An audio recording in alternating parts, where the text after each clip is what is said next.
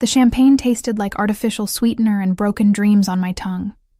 I sat alone at table 19, the table furthest from the bride and groom, reserved for obligation invites and workplace pity. My burgundy bridesmaid dress, purchased secondhand and altered in my apartment with trembling fingers, felt tight across my ribs, a constant reminder that I didn't belong among the designer gowns that floated around me like exotic birds.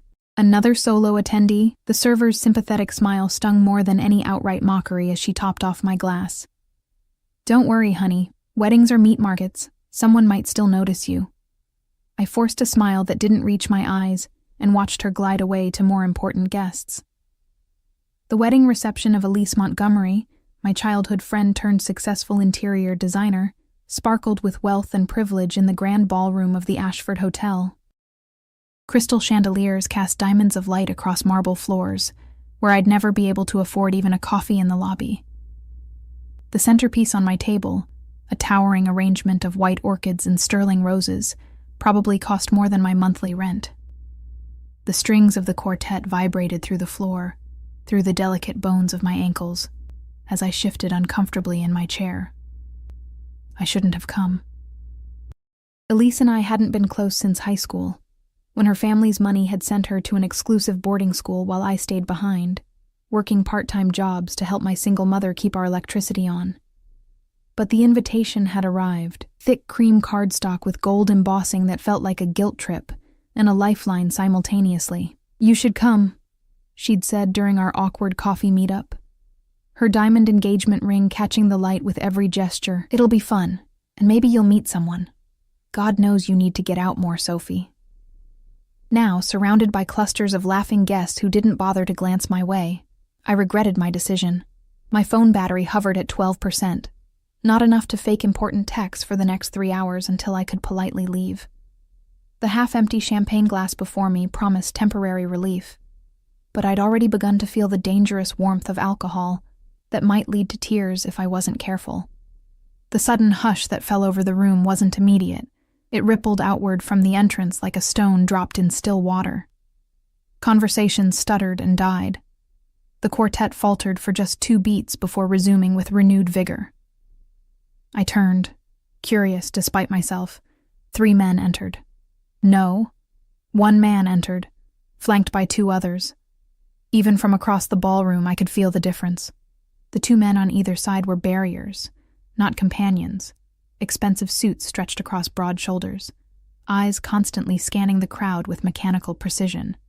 But the man between them, he moved like every step was deliberate, unhurried, yet purposeful, tall, with dark hair cut close at the sides but longer on top, styled with careless perfection. His suit wasn't just expensive, it was bespoke, charcoal gray material that seemed to absorb and reflect light differently than those around him. He couldn't have been older than 35. His face all sharp angles and shadows, impossible cheekbones that caught the chandelier light. Even from a distance, I could see his eyes, pale against olive skin, sweeping the room with ownership, not curiosity.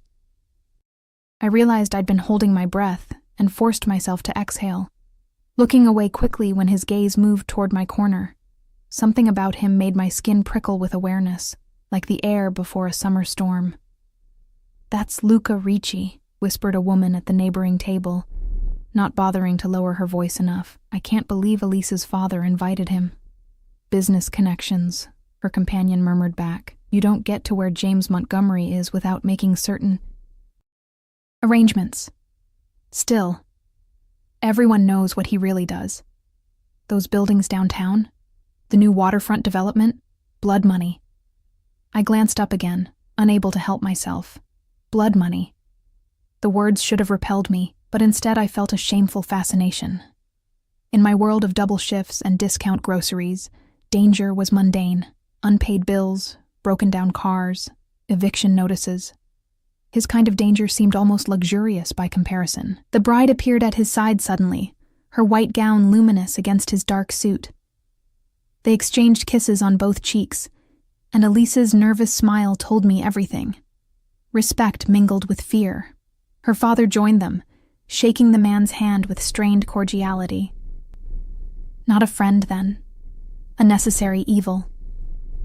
I dropped my gaze to my champagne, swirling the bubbles and trying to appear invisible. The last thing I needed was to catch the attention of someone important enough to cause that kind of reaction. I'd finish this drink, wait until the dancing began, and slip out unnoticed. Maybe I could even... Is this seat taken? The voice cut through my thoughts like a knife. Low, slightly accented, and undeniably directed at me. I looked up, and my heart stopped. Luca Ricci stood beside my table, one hand resting casually on the back of the empty chair next to mine. Up close, his eyes were the color of Arctic ice, contrasting sharply with olive skin and dark brows. A thin scar traced the edge of his jawline, somehow enhancing rather than marring his features. He smelled of something expensive and subtle, sandalwood and amber maybe, with undertones I couldn't identify. Behind him, at a careful distance, stood one of his guards, gaze sweeping continuously, one hand always near his jacket. The other had positioned himself by the nearest exit. No, I managed, my voice sounding strange to my own ears. It's not taken. Something that wasn't quite a smile touched his lips. Good.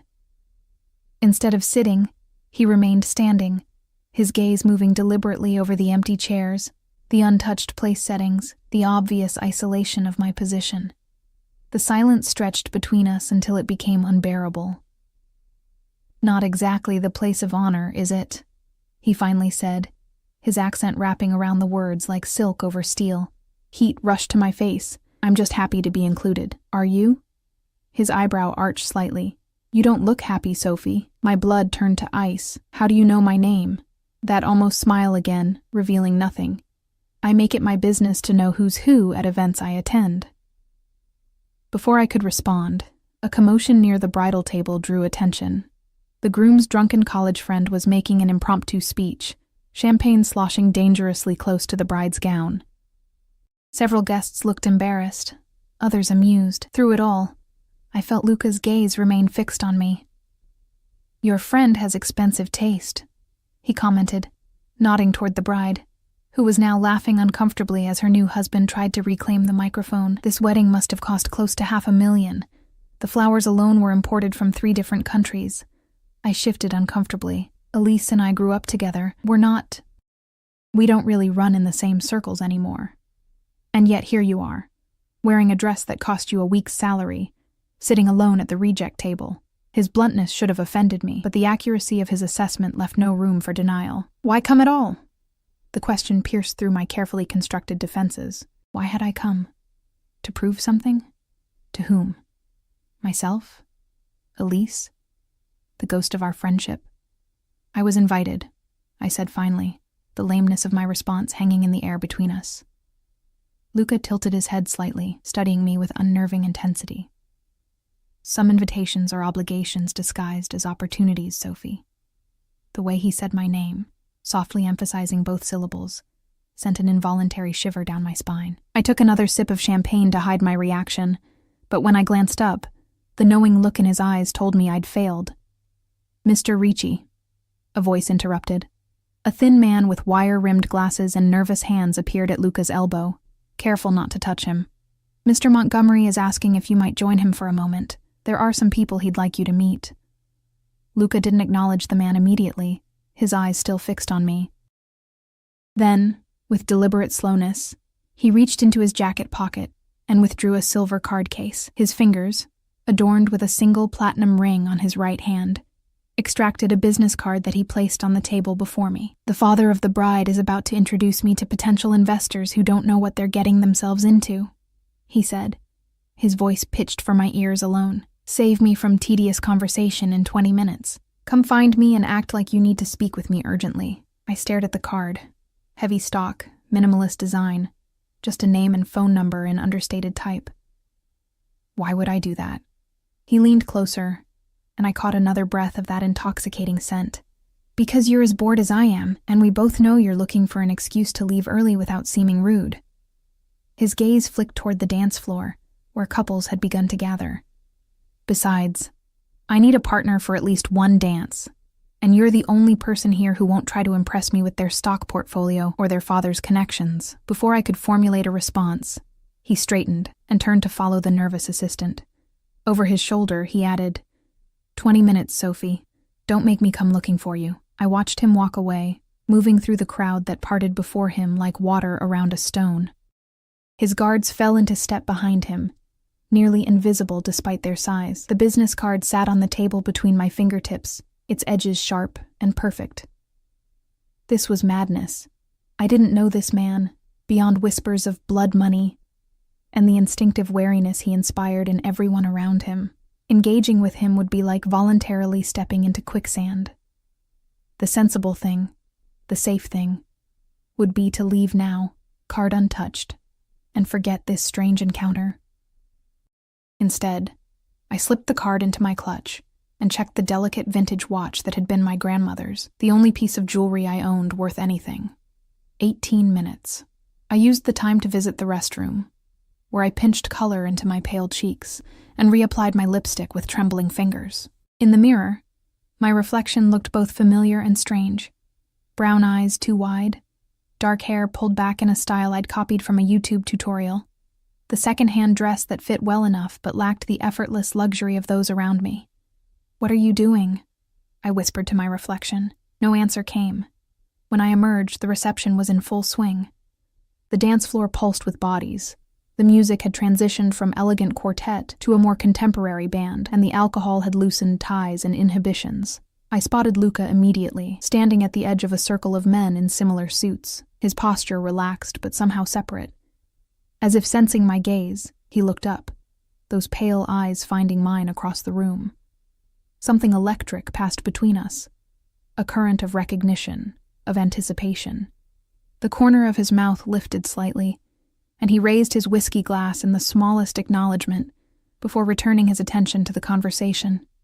My heart pounded against my ribs as I made my way toward him, skirting the dance floor, nodding at acquaintances who suddenly seemed to notice me now that I had direction, purpose. One of his guards saw me approaching and shifted position, eyes assessing me with clinical detachment before whispering something into an earpiece. I hesitated at the edge of the group. The men were laughing at something Elise's father had said, but Luca wasn't laughing. He was watching, observing, his attention appearing to be on the conversation, while his awareness extended outward like ripples. "Mr. Ricci?" I forced my voice to remain steady. "I'm so sorry to interrupt." All eyes turned to me. James Montgomery's smile faltered, his gaze sliding from me to Luca with poorly concealed displeasure. "Ah, Sophie." Luca's voice carried a warmth that hadn't been there before, transforming his face with practiced ease. He extended his hand toward me, and I took it without thinking. His fingers closed around mine, warm and firm. "Gentlemen, if you'll excuse me. This is important." Without waiting for their response, he guided me away, his hand moving to the small of my back with casual possession. The guard fell into step behind us, maintaining a discreet distance. "Perfect timing," he murmured, steering me toward a quieter corner near tall windows that overlooked the city lights. 5 more minutes of that conversation, and someone would have mysteriously disappeared from the guest list. I couldn't tell if he was joking. "I'm glad I could help." "You didn't just help, Sophie. You saved me." He stopped when we reached the windows, turning to face me, his hand still resting lightly against my back. "And now I'm going to return the favor." "What do you mean?" "I mean that everyone in this room has spent the last 3 hours either ignoring you or pitying you. And in about 30 seconds, they're going to be consumed with curiosity and envy instead." Before I could process his words, the band transitioned to a slower song. Luca's hand slid from my back to capture my fingers again. "Dance with me." It wasn't a request. His hand closed around mine with gentle firmness, and I found myself following him to the dance floor, as if pulled by an invisible string. My mind screamed warnings. This man was dangerous, unknown, powerful in ways I couldn't comprehend. But my body moved forward, drawn by something I couldn't name. The dance floor parted for him without effort. Couples shifted aside, conversations halted mid-sentence, and eyes followed our progress with undisguised interest. When Luca turned to face me at the center of the floor, one hand settling at my waist while the other still held mine, I felt the weight of 100 stares pressing against my skin. "Everyone's watching," I whispered, my fingers trembling slightly against the expensive fabric of his jacket. "Yes," he agreed, pulling me closer with subtle pressure. "That's the point." He moved with unexpected grace, guiding me into the rhythm of the slow jazz number. My dance experience was limited to awkward high school formals and the occasional wedding, but Luca led with such confidence that I found myself following effortlessly. His body telegraphed each step before it happened, making me appear far more coordinated than I was. "Relax," he murmured, his breath warm against my ear. "You're doing fine. Why are you doing this?" The question escaped before I could stop it. "Why me?" His pale eyes studied me for a long moment, and I had the unsettling feeling he was seeing past the careful mask I'd constructed for the evening, straight to the insecurities beneath. "Perhaps I saw something familiar," he finally said, his accent deepening. "Someone who doesn't belong, but is trying very hard to pretend otherwise." I stiffened in his arms. I was invited. So was I. A ghost of a smile touched his lips. "That doesn't mean either of us was wanted." The truth of his words stung more than I cared to admit. I glanced over his shoulder, catching Elise watching us from her seat at the head table. Her perfect features creased with confusion and concern. Near her, James Montgomery was deep in conversation with another man, his gestures agitated as he repeatedly glanced our way. "Your presence seems to be causing some distress," I noted, nodding subtly in their direction. Luca didn't bother to look. "Montgomery owes me favors he can't repay." My invitation was his attempt at public reconciliation. His thumb traced a small circle against my waist, an absent gesture that sent warmth spreading through my body. "But we're not here to discuss business. Tell me about Sophie." "There's nothing to tell." "I disagree." We turned slowly, his steps guiding me away from a couple who'd ventured too close. "You work at the public library downtown. Children's section. You live alone in an apartment on Westwood, where the rent increases every year while the maintenance decreases. Your car is at least 10 years old, but you keep it immaculate. You have coffee every Tuesday at Blackbird Cafe, always the same table by the window, always with a book." Cold fear washed over me, replacing the warmth that had been building. I tried to pull away, but his arm tightened almost imperceptibly, keeping me close. "How do you know all that?" My voice had dropped to a whisper. "Don't look so frightened," he said, though his expression suggested my fear pleased him somehow. "I told you. I make it my business to know who's at events I attend. When I saw your name on the guest list, I became curious. That doesn't explain why you'd investigate a random bridesmaid. Nothing about my investigations is random, Sophie." The music was building toward its conclusion, and he adjusted our steps accordingly, drawing me even closer. And my curiosity was rewarded. "You're much more interesting than your circumstances suggest." I couldn't decide if I was flattered or terrified. Perhaps both. "Most people don't consider librarians particularly fascinating. Most people are idiots," he said it matter-of-factly without malice. "They see the surface, a woman in a second-hand dress at a wedding where she doesn't belong, and they dismiss you. They don't see the woman who reads Russian literature in the original language, who volunteers at the homeless shelter on Sundays, who saved 3 months of coffee money to buy art supplies for the children's program." The music ended, but he didn't release me immediately. Instead, he leaned closer, his lips nearly brushing my ear. "I see you, Sophie. That's why I chose you." Before I could respond, he stepped back, keeping only my hand in his, the spell of the dance floor broken. I became acutely aware of the attention we'd attracted.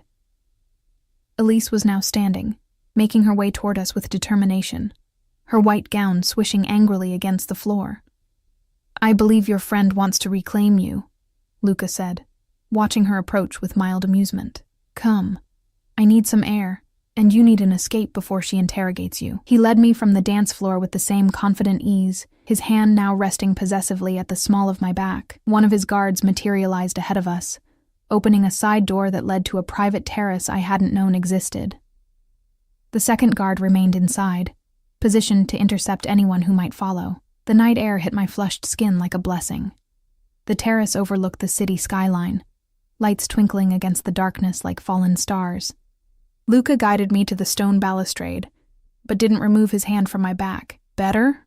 he asked. I nodded. drawing a deep breath of cool air. "How did you know about the Russian literature?" He smiled, a real one this time that transformed his face from handsome to breathtaking. "You left your copy of Anna Karenina on your table at Blackbird last Tuesday. Original text, well worn, with your notes in the margins." "You were there?" I tried to recall the patrons of the small cafe, but couldn't place him among them. "No." He turned, leaning his hip against the balustrade, studying me, but my men were. They took pictures.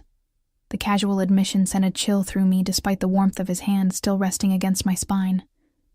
"Why? I'm nobody, that's where you're wrong."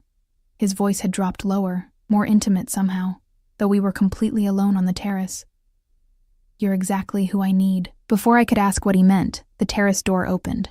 Luca's guard stepped aside to admit a server carrying a tray with 2 glasses of champagne. The man set the tray on a small table, bowed slightly, and retreated without a word. "I didn't order any drinks," I said, confusion momentarily displacing my unease. "I did," before we arrived. Luca released me to retrieve the glasses, offering one to me. I find it's best to anticipate needs before they arise. I accepted the champagne, noting that it was different from what had been served inside. The liquid a deeper gold, the bubbles finer. One sip confirmed my suspicion. This was exponentially more expensive than what had been poured at my table. "So," I said, gathering my courage, "are you going to tell me what this is really about? Why you've been having me followed? Why you singled me out tonight?" He took his time answering, sipping his champagne and looking out over the city lights. When he finally spoke, his voice had a different quality, harder, more businesslike.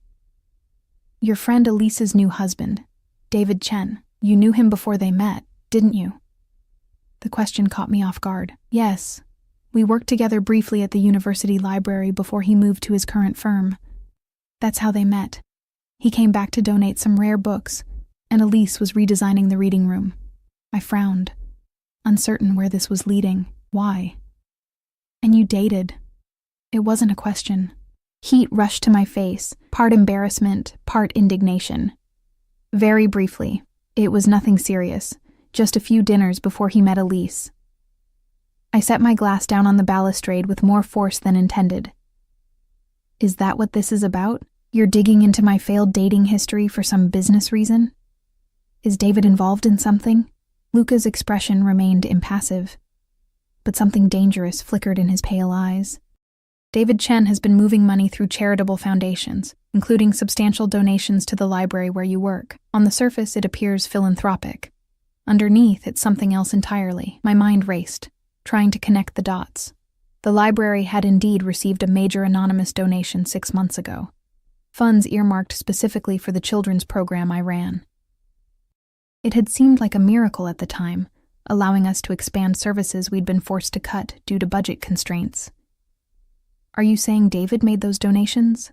That they're, what, illegal?"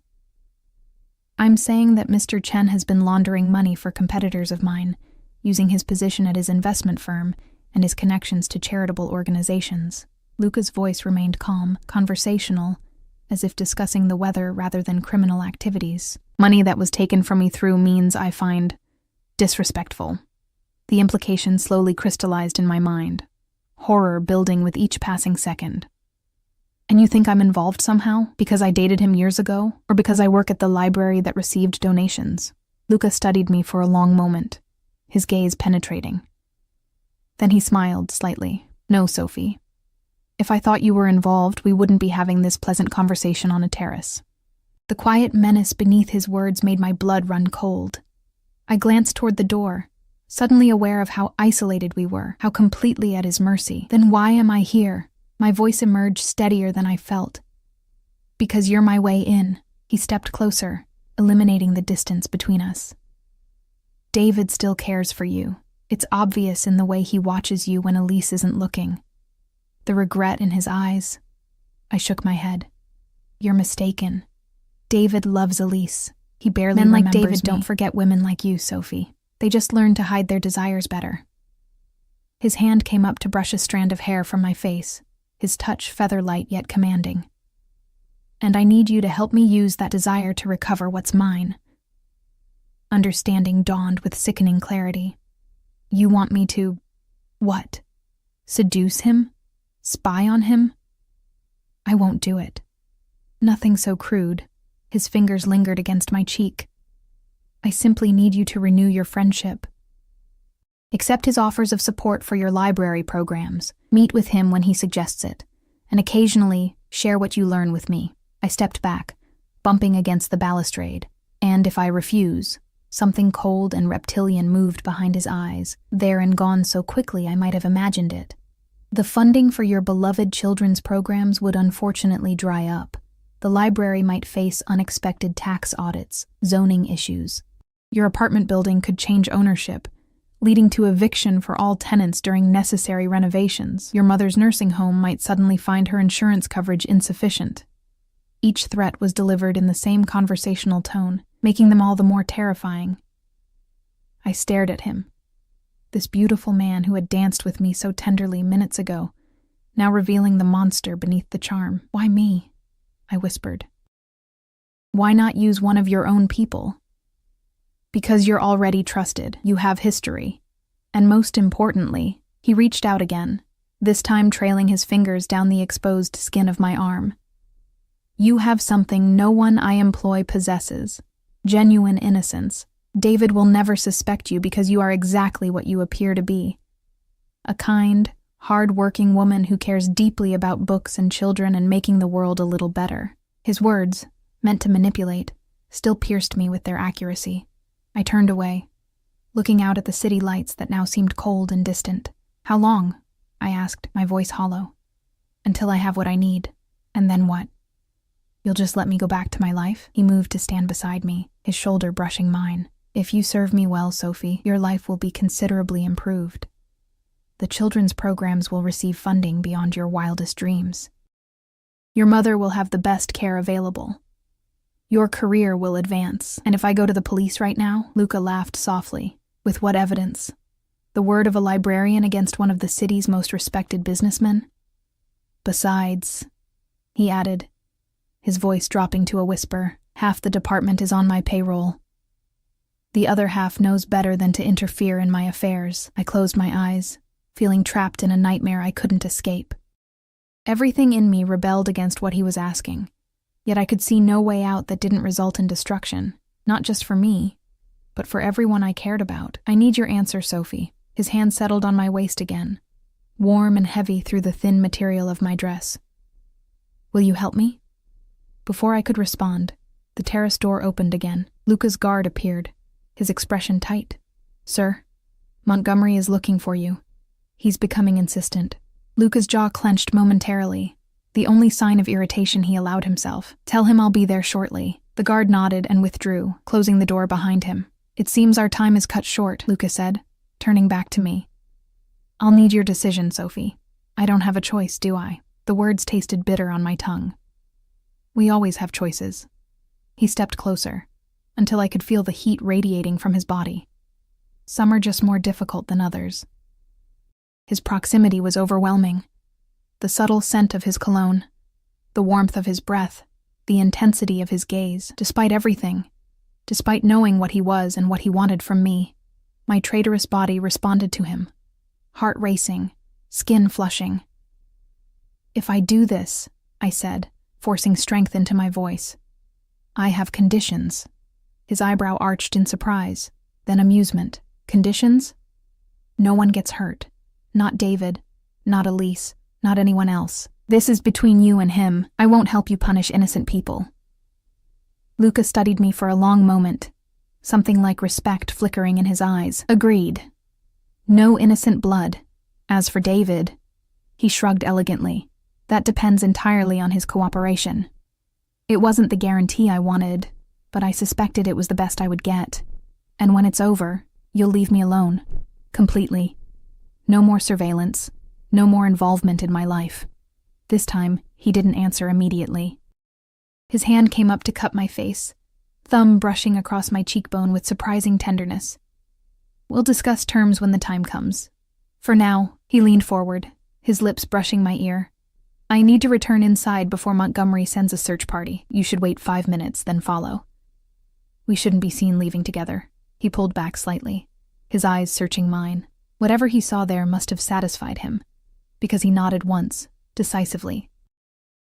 I'll contact you tomorrow with details. Until then, Sophie. With that, he released me and walked to the door, his movements fluid and controlled. Just before exiting, he paused, looking back over his shoulder. Thank you for the dance. It was the only sincere moment of my evening. Then he was gone, leaving me alone on the terrace with the weight of what I'd just agreed to pressing down on my chest like a stone. I turned back to the city lights, gripping the balustrade until my knuckles turned white, trying to steady my breathing. What had I done? What had I agreed to? And why? Despite the fear and moral revulsion churning in my stomach, did part of me feel more alive than I had in years? Sleep eluded me that night. I tossed in my narrow bed, replaying every moment of my encounter with Luca, searching for some way out of the trap I'd willingly walked into. By the time dawn's gray light filtered through my thin curtains, I'd convinced myself it had all been an elaborate mind game, that Luca Ricci had simply been amusing himself with the lonely bridesmaid, that his threats and propositions were nothing but cruel entertainment. Then my phone chimed with a text from an unknown number. Good morning, Sophie. Car will arrive at 9:30. Wear something casual but elegant. My stomach twisted into knots. This was real. All of it. I considered ignoring the message, pretending I'd never received it, but the memory of his cold, precise threats kept me from deleting it. Instead, I dragged myself to the shower, letting the hot water wash away the night's restless thoughts, if not the anxiety that had settled into my bones. My apartment, a small one-bedroom in a building that had seen better days decades ago, felt suddenly vulnerable, exposed. Had his men been here? Had they cataloged my possessions, my habits, my weaknesses? I glanced at the framed photo of my mother and me on the bookshelf, taken before her illness had stolen her independence, and felt a renewed surge of determination. I would play Luca's game, but on my terms. Somehow, I would protect everyone I cared about. At precisely 9:30, my phone chimed again. Outside. No name this time. None needed. I smoothed down the navy blue dress I'd chosen. Simple, modest, the most expensive item in my closet aside from the bridesmaid dress, and took a deep breath before leaving my apartment. On the street below, a sleek black Bentley waited, its windows tinted to obscurity. As I approached, the rear door opened, but the interior remained shadowed. Miss Miller. The driver, one of the guards from the wedding, nodded politely as I hesitated by the open door. Mr. Ricci is expecting you. Expecting, not waiting. The distinction was clear. I slid into the cool leather interior, half expecting to find Luca beside me, but the back seat was empty. The door closed with a soft, expensive thud, sealing me inside the whisper-quiet cabin. The privacy partition was raised, leaving me isolated with my mounting anxiety as the car pulled smoothly into traffic. We drove for 20 minutes, leaving my familiar neighborhood behind, winding through progressively more affluent areas until we turned onto a private drive hidden behind wrought iron gates. The estate that came into view took my breath away.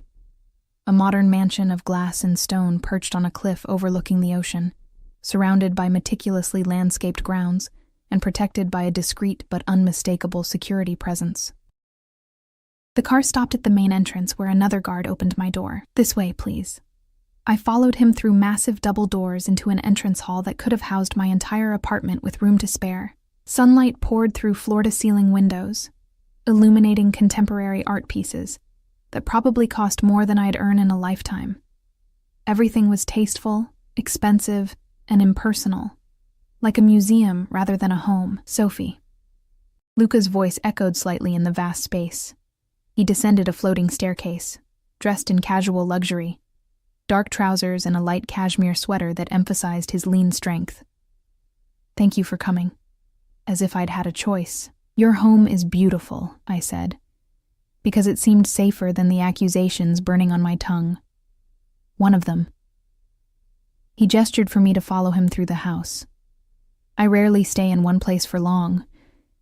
We passed through a series of stunning rooms, each designed to impress rather than comfort, until we reached a sunlit terrace overlooking the ocean. A table had been set for breakfast, the white linen cloth fluttering gently in the sea breeze. Please sit. He pulled out a chair for me, the picture of courtesy. Are you hungry? I wasn't, but refused to show weakness. Yes, thank you. He nodded to a waiting server, who immediately appeared with coffee and a selection of pastries that would have made a French patisserie envious. Luca waited until we were alone before speaking again. I imagine you have questions. I set down my coffee cup carefully, several hundred, but let's start with the most pressing. What exactly do you expect me to do? Direct. I appreciate that. He leaned back in his chair, studying me with those pale, unsettling eyes. David Chen has been moving money, my money, through a series of charities, including your library's foundation. I need to know where that money is going, who else is involved, and most importantly, where he's keeping the documentation of these transactions. And you think he'll just tell me these things? A librarian he briefly dated years ago? No, but I think he'll try to reconnect with you, especially now that he's seen you with me. Luca's lips curved in a cold smile. Human nature is predictable. He'll be curious, perhaps even concerned. He'll want to know what your relationship is with someone like me. I frowned. You planned that?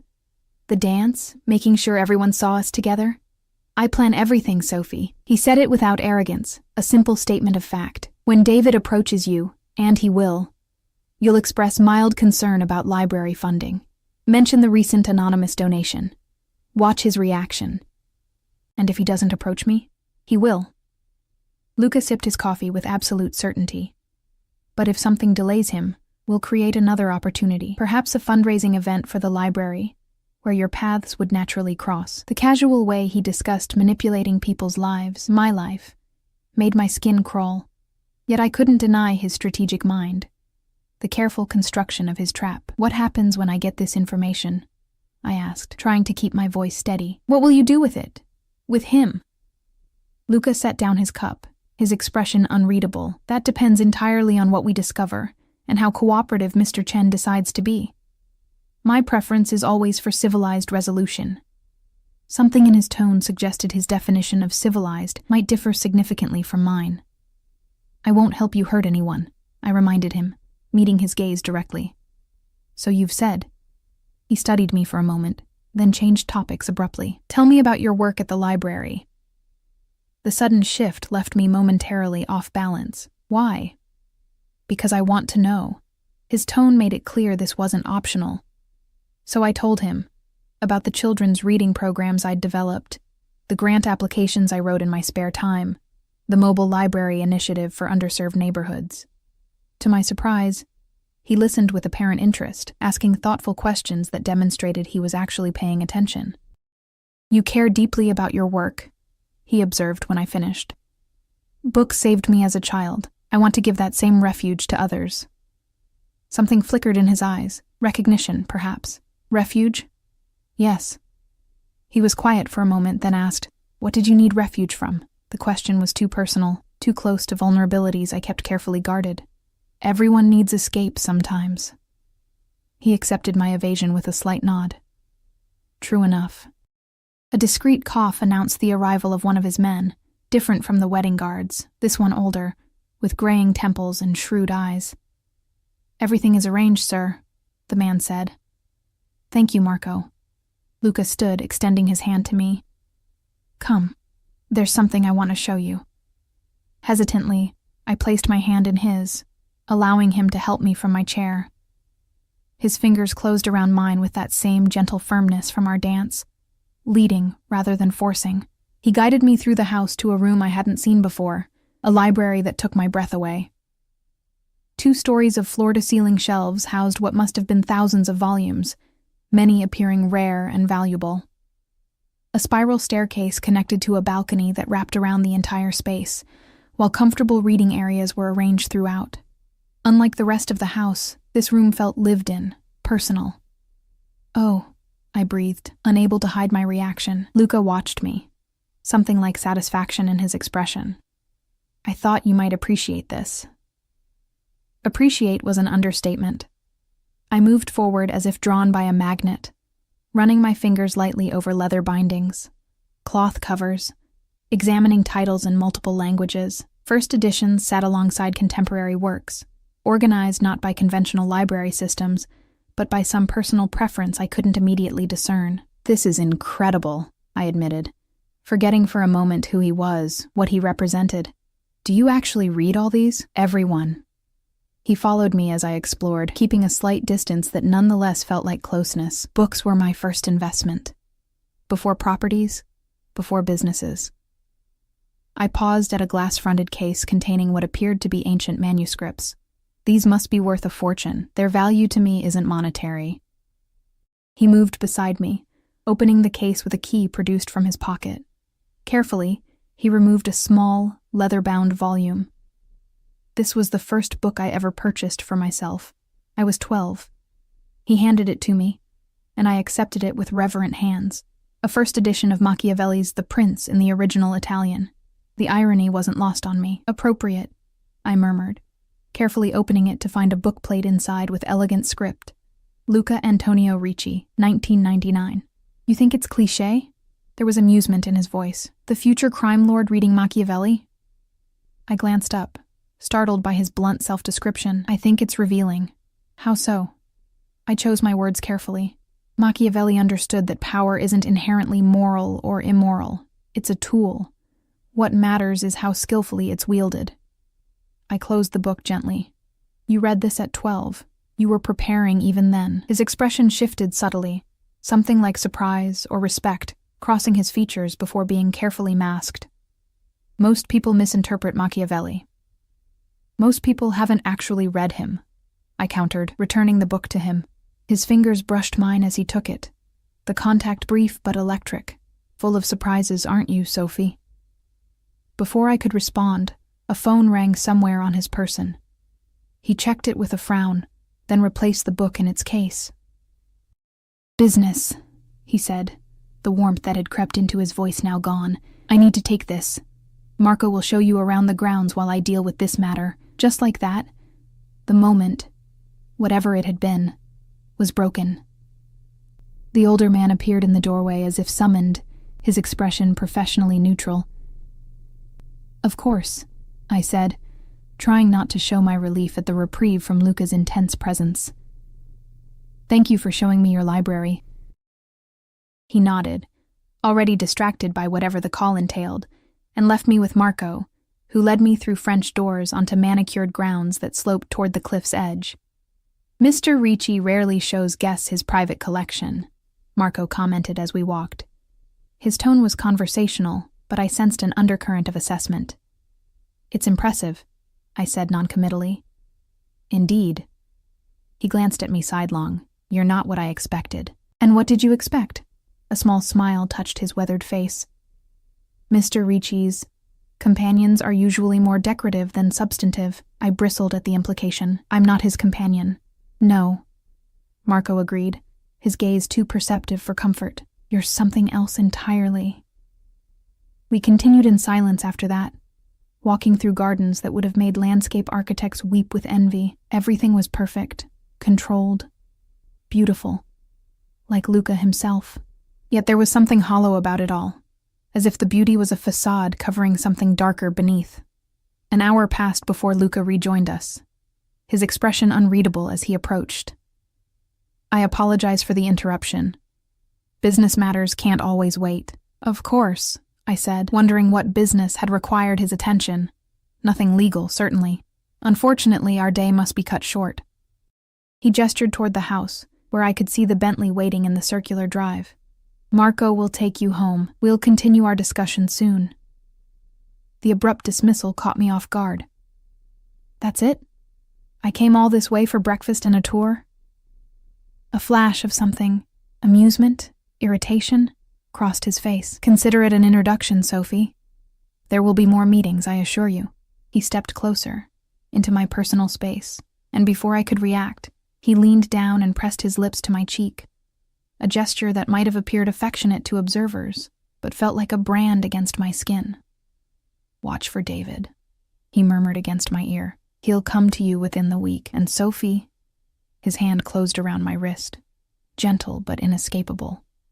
"Remember who you belong to now." Then he released me, stepping back with perfect composure. "Until next time." I wanted to protest, to tell him I didn't belong to anyone, least of all him. But the words died in my throat. Instead, I nodded stiffly and turned toward the waiting car, feeling his gaze follow me every step of the way. As the Bentley pulled away, I caught a final glimpse of him standing on the steps of his beautiful prison, isolated in his power, watching me leave with those cold, calculating eyes. And despite everything, the threats, the manipulation, the danger he represented, I felt a confusing pang of something like loss. What was happening to me? Luca was right. David came to me exactly 4 days later. I was shelving books in the children's section, balancing on a small stepladder to reach the highest shelf, when I heard his familiar voice behind me. "Still can't reach the top shelf, huh, Sophie?" I nearly dropped the picture book in my hands, turning too quickly and wobbling on the ladder. David reached out instinctively, steadying me with a hand on my elbow, his touch lingering a moment longer than necessary. "David," I said, trying to keep my voice neutral despite the sudden hammering of my heart. "Congratulations on your marriage. The wedding was beautiful." He smiled, that same boyish smile that had charmed me years ago, before I discovered that charm was his default setting, deployed equally with everyone from baristas to potential investors. "Thank you." He glanced around the colorful children's area, taking in the reading nooks and artwork. "The place looks great. I heard your programs have been expanding." I climbed down from the ladder, putting necessary distance between us. "Yes, thanks to a very generous anonymous donation. We've been able to extend hours and add weekend workshops." His expression revealed nothing, but I caught the slight tensing of his shoulders. Anonymous? How mysterious. Very. I shelved the last book, then turned to face him fully. "What brings you here, David? Somehow I doubt you've developed a sudden interest in picture books." He laughed, running a hand through his carefully styled hair. "Same direct Sophie. I've missed that." His expression grew more serious. "Actually, I wanted to check on you. After seeing you at the wedding with Ricci, I was concerned." There it was. Exactly as Luca had predicted, the bait was taken. Concerned. I kept my tone light, curious. "Why would you be concerned about who I dance with?" David stepped closer, lowering his voice though no one was near enough to overhear. "Sophie, do you know who Luca Ricci is? What he does?" I feigned mild confusion. "He's some kind of developer, isn't he? He mentioned buildings downtown.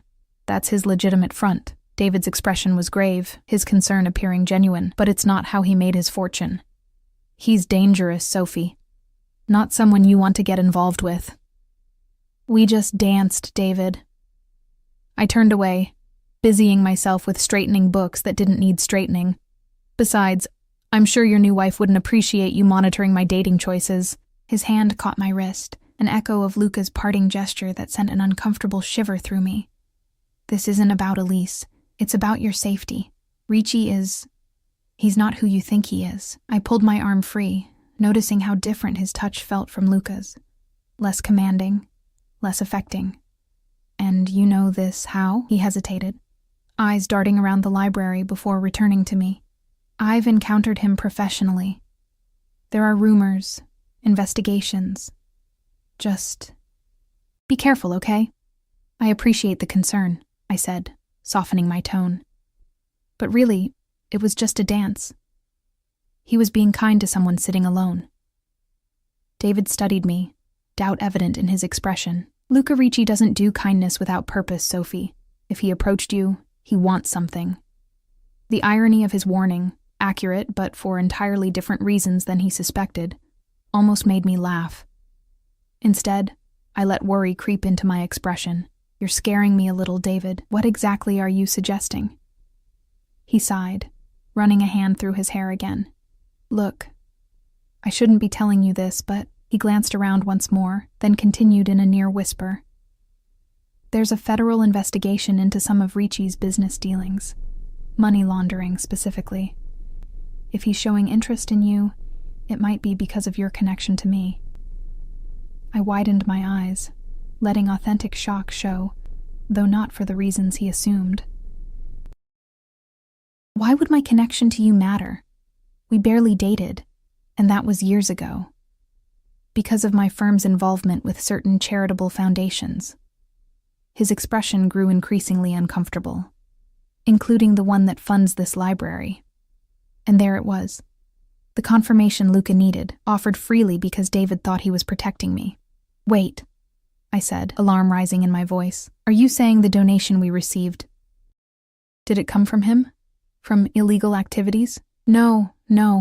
David rushed to reassure me, placing his hands on my shoulders. "The money is clean by the time it reaches you. The foundation is legitimate. But the sources..." He trailed off, clearly saying more than he intended. I stepped back, wrapping my arms around myself. "I don't understand any of this, David.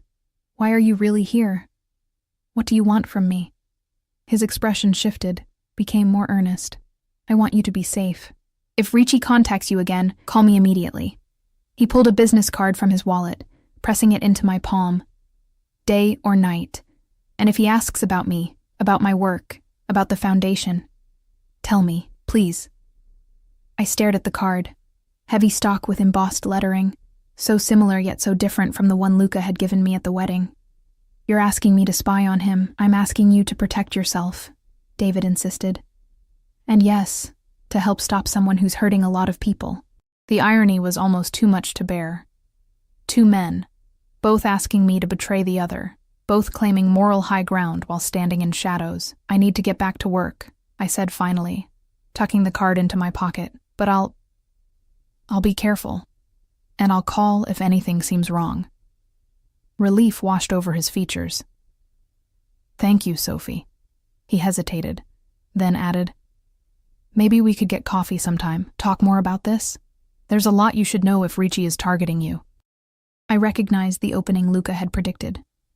"I suppose that would be okay, for safety reasons." "For safety," David agreed, though something in his eyes suggested other motivations. "I'll text you." After he left, I locked myself in the staff bathroom, hands trembling as I pulled out my phone. Luca had instructed me to contact him immediately after any interaction with David, but now, faced with the reality of betraying someone, even someone potentially involved in illegal activities, my resolve wavered. What was I doing? Who was I becoming? Before I could reconsider, I typed a brief message to the number Luca had contacted me from.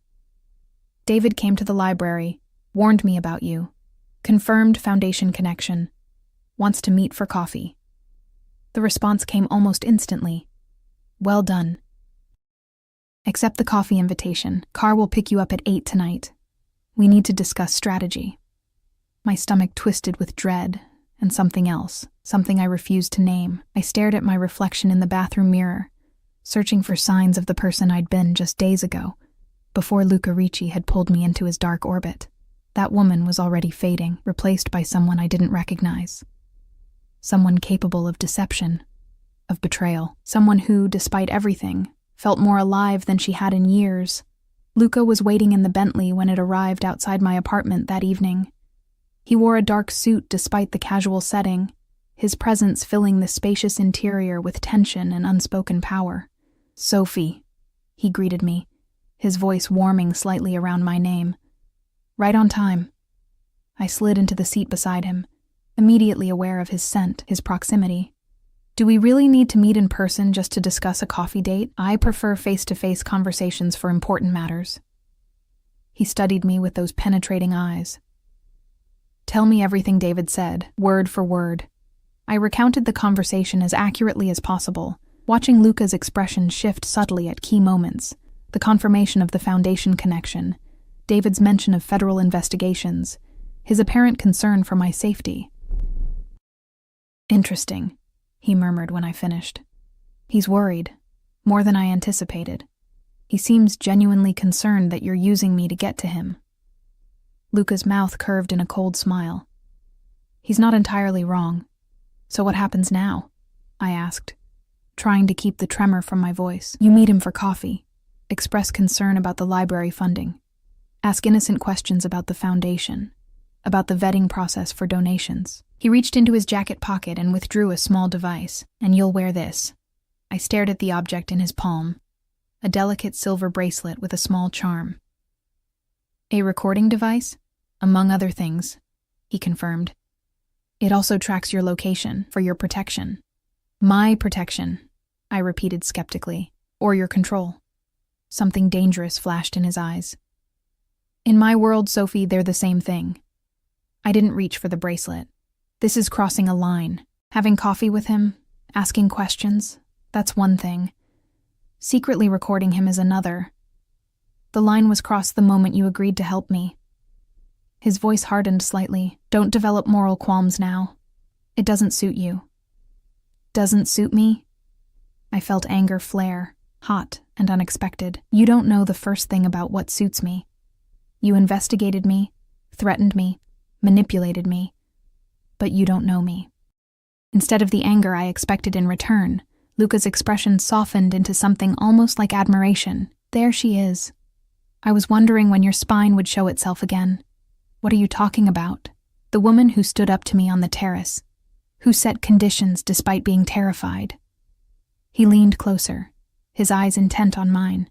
That's the Sophie I'm interested in, not this obedient, frightened creature you've been playing at being. His words caught me off guard. Had I been playing a role, suppressing my true reactions out of fear? Take the bracelet, Sophie, he said, his voice gentler now. Not because you're afraid of what I'll do if you refuse, but because you want to know the truth as much as I do. Because part of you, the part you don't want to acknowledge, is curious, excited even. He held it out again, the silver links catching the dim light inside the car. After a long moment, I reached for it, my fingers brushing his palm as I took the bracelet. His skin was warm, the contact sending an unwelcome surge of awareness through me. How do I activate it? I asked, fastening it around my wrist. It's already active. He watched me adjust the bracelet, something like possession in his gaze. It suits you. The double meaning wasn't lost on me. This doesn't mean I'm yours, Luca. I'm doing this for the library, for the children who depend on our programs. For my mother. Not for you. Tell yourself whatever you need to. He replied, unfazed, but we both know there's more to it than that. I see it in your eyes when we're together. The same thing I felt when we danced. I looked away, unable to bear the weight of his scrutiny, the uncomfortable truth in his words. When is David likely to contact me about coffee? He allowed the subject change, though his knowing expression remained. Tomorrow or the next day. When he does, suggest Blackbird Cafe. Your usual table. Your men will be watching, I said. It wasn't a question. Always. He reached out, his fingers tilting my chin back toward him. But not just for surveillance, Sophie. For your protection. David Chen is more dangerous than you realize. The familiar warmth of Blackbird Cafe enveloped me as I entered, the scent of freshly ground coffee beans and pastries momentarily calming my frayed nerves. David was already waiting at my usual window table, 2 steaming mugs before him. He stood when he saw me, that perfect smile in place. I remembered you like their vanilla latte, he said, gesturing to one of the mugs. Thank you. I slid into the seat across from him, hyper-aware of the silver bracelet on my wrist. It felt heavier than its delicate appearance suggested, weighted with betrayal and secrets. I'm glad you agreed to meet, David said, his expression earnest. I've been worried since our conversation at the library. I wrapped my hands around the warm mug, avoiding his gaze. I've been thinking about what you said, about the donation to the library. I glanced up, watching his reaction carefully. Could it really be tainted money? David leaned forward, lowering his voice. The situation is complicated, Sophie. The foundation itself is legitimate. It does real good work, but some of its funding sources are questionable. Like Luca Ricci, I prompted. His expression tightened. Among others. Men like Ricci use charities to clean their money, make it appear legitimate. They get tax benefits, positive PR, and a way to move funds that won't trigger regulatory flags. And so our children's programs are being funded by criminal activities? I let genuine distress color my voice. That's horrifying. The money itself isn't the problem, David clarified, reaching across the table to cover my hand with his. The gesture felt hollow compared to Luca's controlled touches. The good work you're doing remains good. But the source... I pulled my hand away, fidgeting with my bracelet. Has he contacted me again, Luca. David's posture changed instantly, alert and tense. When? What did he want? He invited me to his home, I admitted, the partial truth feeling safer than complete lies. It was overwhelming, beautiful, but cold somehow. He has this incredible library. He showed you his collection? David seemed genuinely surprised. That's unusual. He's notoriously private about his personal spaces. I shrugged, feigning confusion. He said he appreciated my knowledge of books. But David, he never mentioned you, or the foundation, or anything financial. He just talked to me. About literature, about my work. David's brow furrowed. That doesn't make sense. Unless... His expression shifted, realization dawning. Unless he's playing a longer game. Building trust before using you. Using me for what exactly? I pressed. You keep hinting at things but never speaking plainly. If you want my help, I need to understand what I'm involved in. He hesitated, internal conflict visible on his features. Finally, he sighed. Sophie, the less you know, the safer you are. But I can tell you this. Ricci believes I've taken something that belongs to him. Money, specifically. He's been looking for leverage against me for months. And you think I'm that leverage because we dated briefly years ago? Because of who you are, David corrected. Honest, genuine. Someone I still care about, despite everything. His eyes softened. He'll try to use that against me. The irony wasn't lost on me. Both men claiming the other was using me, both manipulating my emotions for their purposes. Yet somehow, Luca's straightforward coercion felt less insulting than David's emotional manipulation masked as concern. If you really think I'm in danger, I said carefully, maybe you should tell me more about what's really going on, where the money came from, where it's going. David's phone buzzed on the table. He glanced at it, frowning. I have to take this. It's the office. Excuse me for a moment. As he stepped outside to take the call, I noticed a leather portfolio he'd left on his chair. The zipper was partially open, a folder visible inside with the Foundation's logo embossed on it. Without allowing myself to reconsider, I reached across and quickly pulled the folder out, snapping a photo of the papers inside with my phone, before returning it exactly as I'd found it. David returned moments later, his expression troubled. I'm sorry, Sophie. There's an issue at work I need to handle immediately. He gathered his things, oblivious to my theft. Can we continue this conversation soon? Maybe dinner this weekend? Of course, I agreed, feeling the weight of the stolen information like a stone in my stomach. I hope everything's okay. Just business complications. He hesitated, then leaned down to kiss my cheek. Be careful, Sophie. And call me if Ricci contacts you again. Promise me. I nodded, not trusting myself to speak without betraying my guilt. As he hurried from the cafe, I sat motionless, the vanilla latte cooling untouched before me. What had I become? A spy? A thief? A betrayer of trust? All in the span of a week. Outside the window, I caught a glimpse of a black sedan parked across the street. One of Luca's men, undoubtedly. Always watching, he'd said. The bracelet felt suddenly tight around my wrist, a beautiful shackle connecting me to a man who had upended my carefully constructed life. My phone buzzed with an incoming text. Rooftop. Now. L. I looked up instinctively, spotting the sleek silhouette of the building across the street, its rooftop garden just visible from my vantage point. He was here? Had been watching the entire time? Against my better judgment, I left money for the untouched drinks and walked across the street. The building's security guard nodded at me as if expecting my arrival, directing me to a private elevator that required a keycard he provided. The elevator rose silently to the top floor, opening directly onto a stunning rooftop garden with panoramic views of the city. Luca stood at the edge, his back to me, hands clasped behind him as he surveyed the urban landscape below. He didn't turn as I approached, though I knew he was aware of my presence. Did you get what I needed? He asked, his voice carrying on the light breeze.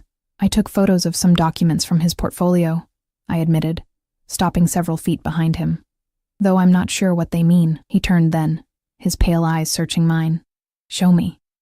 I hesitated, suddenly realizing this was a point of no return. Until now, I'd been playing both sides, telling myself I was merely gathering information. But handing over those photos would be a definitive act of betrayal, of David, of my own principles. What will happen to him? I asked. To David, when this is over. That depends entirely on what's in those documents.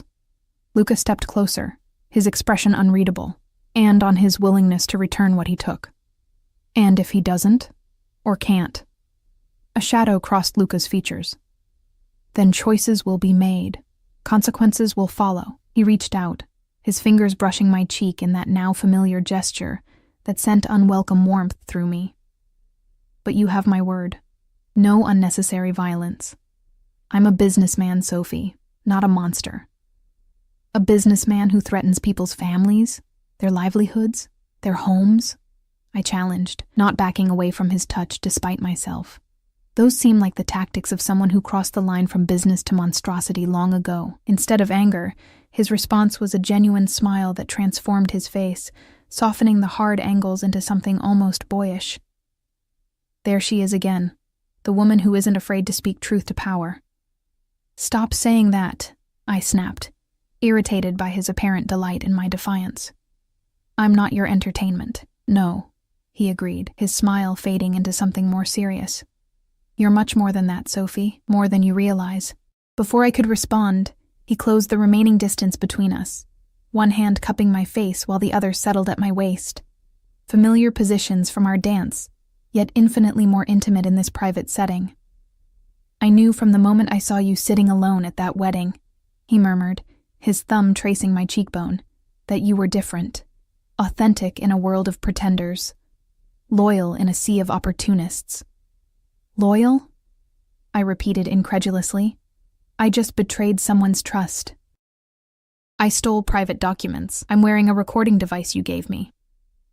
And it's tearing you apart, he observed, his eyes never leaving mine. The conflict between what you believe is right and what you're willing to do to protect what matters to you. That struggle is what makes you different, Sophie. What makes you valuable. To your business, I said bitterly.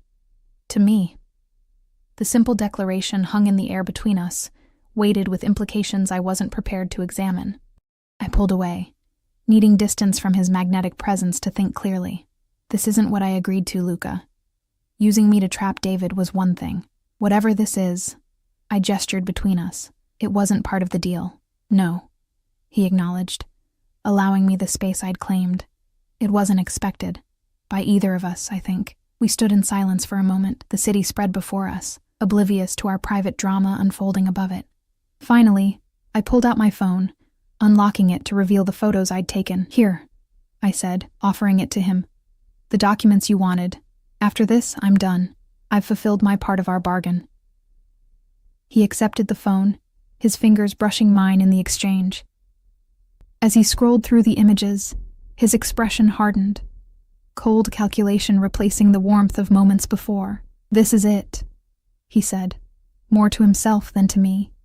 The proof I needed. The entire network, every account, every transfer. So it's over? I asked, hope flaring briefly. You'll leave David alone now? And me? Luca looked up from the phone, his gaze penetrating. It's over for David, yes. These records are enough to recover what was taken. He handed the phone back to me. But for us, Sophie, this is just the beginning. There is no us, I insisted, though my voice lacked conviction even to my own ears. You threatened me, coerced me. That's not a foundation for anything. Perhaps not, he conceded. But neither of us can deny what's happened between us, what continues to happen every time we're together. Before I could formulate a response, he reached into his jacket and withdrew an envelope, offering it to me. Your reward, as promised. I stared at the envelope, making no move to take it. I don't want your money. It's not money, he said, a hint of amusement in his voice. Open it. Cautiously, I accepted the envelope, breaking the seal to find documents inside. Legal papers I didn't immediately understand until I saw my mother's name. I looked up at him, confusion giving way to disbelief. "You've transferred her to the private wing of Lakeside Care Center," I whispered. That facility costs more than I make in a year." "She'll receive the best care available for the rest of her life," Luca confirmed. "Additionally, the children's programs at your library now have a permanent endowment, clean money, from legitimate businesses, before you ask. Your career, your mother, your passion projects, all secure." Tears pricked at my eyes, emotions too complex to name washing through me. Why? Why do all this? Luca stepped forward again, his hands coming to rest lightly on my shoulders. "Because some things, once found, are too valuable to lose." His meaning was unmistakable, hanging in the air between us like a tangible thing. I should have been repulsed, should have rejected everything he represented. Instead, I found myself leaning slightly toward him, drawn by something I couldn't explain or resist. "I'm not a possession, Luca," I said, my voice stronger than I felt. "I can't be bought or owned." "No," he agreed softly. "You can only be earned, and I'm a very patient man, Sophie." As the sun set behind the city skyline, painting the rooftop in gold and amber, I realized with startling clarity that I stood at a crossroads. Behind me lay the safe, predictable life I'd always known. Ahead, a path shrouded in shadow and light, danger and protection, with this enigmatic man who saw value in me that others had missed. The choice, despite everything, despite all logic and reason, had already been made. Perhaps it had been made the moment he'd approached my table at the wedding and said those first fateful words. "Act like you're with me, only now, it would no longer be an act.